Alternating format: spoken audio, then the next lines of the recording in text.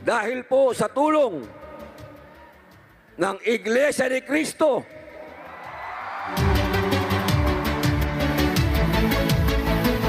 ang inyo pong lingkod ay naging number 1. Maraming salamat po sa inyong lahat. Ngayon po, dumating na po ang panahon para ang maging number 1 ay si Dante Marcoleta!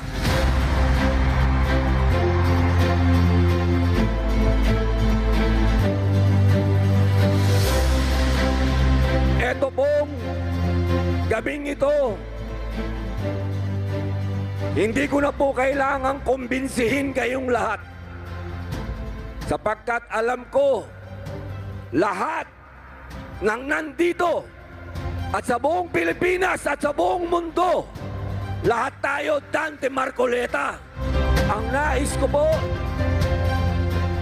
pakiusapan, unang-una, ang mga kapatid kong Muslim. Kailangan magbayad tayo ng utang na loob!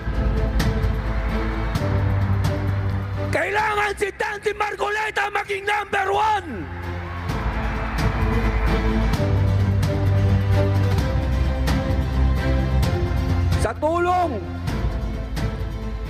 mga kapatid kong Muslim na nanonood ngayon, kahit kailan hindi tayo nakalimutan ng Iglesia ni Cristo.